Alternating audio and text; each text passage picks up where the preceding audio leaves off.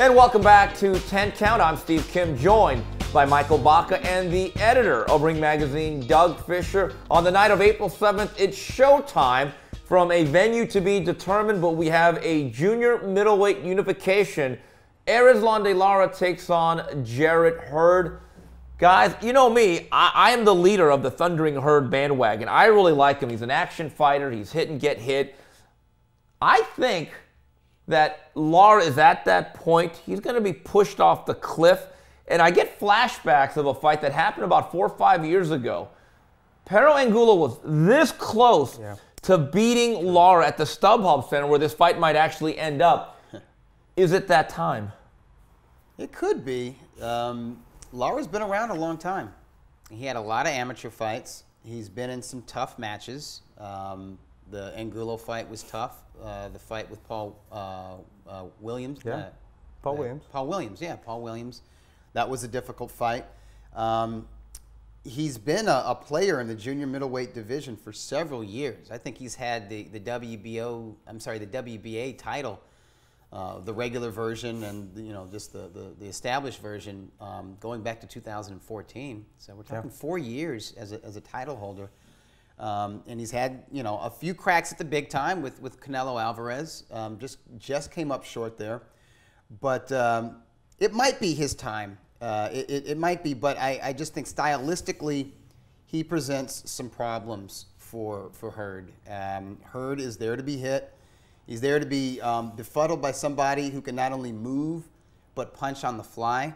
And it's going to be up to Hurd to do his best impression of Angulo. Now, I know Hurd is he's not just big, he's giant for the weight class. When you look at the size of his head, his hands, his bone structure, he doesn't just look like a middleweight. He looks like a super middleweight who somehow boils himself down to the 154-pound limit. If he can corner Lara and get him up against the ropes, he can definitely do damage. But if he can't, he might be following him around for 12 rounds. No, listen, he's going to lose the first third of this fight.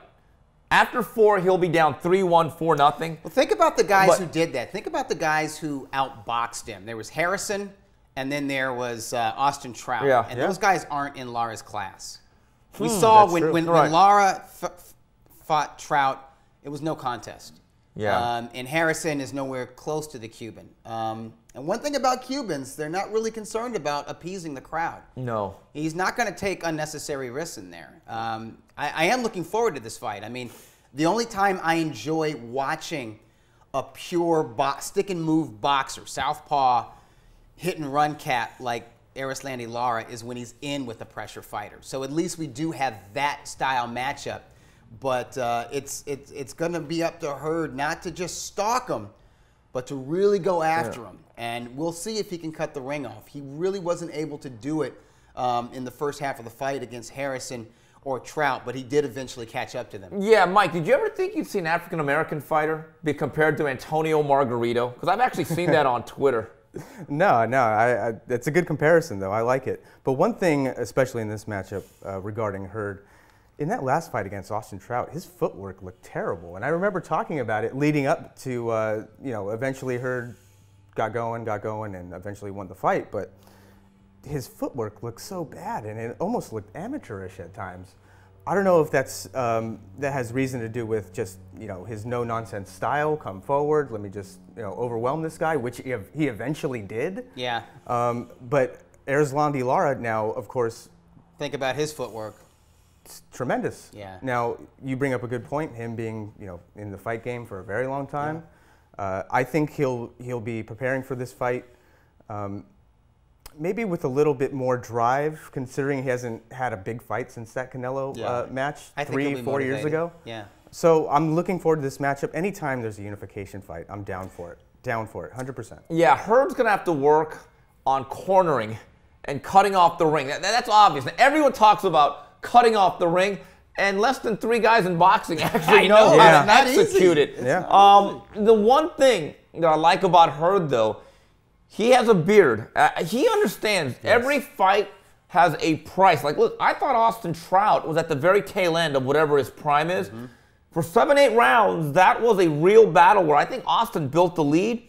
But the one thing Hurd does, regardless of whatever deficiencies he has, he makes you work very hard. So the question then becomes, at this age with Erislandy Lara, is he willing to do that or able to do that for 36 minutes?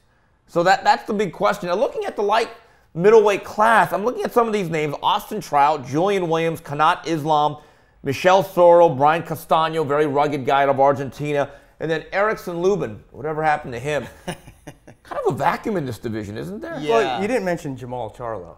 Yeah, but isn't he moving up too, though? Not that I'm aware of. Okay. Yeah, he's got the BC belt. He'll be fine. And the winner of this fight can obviously face Charlo in the future. Both of them on fighting on Particularly if it's Showtime. Hurd, because I think true. Lara and Charlo have the same trainer. Ronnie right? Shields. No, they used to have. They the same used to. trainer. Yeah, they kind of split up. Yeah. So maybe there's some animosity there for a fight. I think Showtime wants to have a 3-belt unification, so that's something to look forward to after this fight. Absolutely. All right, well, that's it for this edition of 10 Count. On behalf of Doug Fischer and Mike Baca, this is Steve Kim saying till the next round, goodbye, everybody.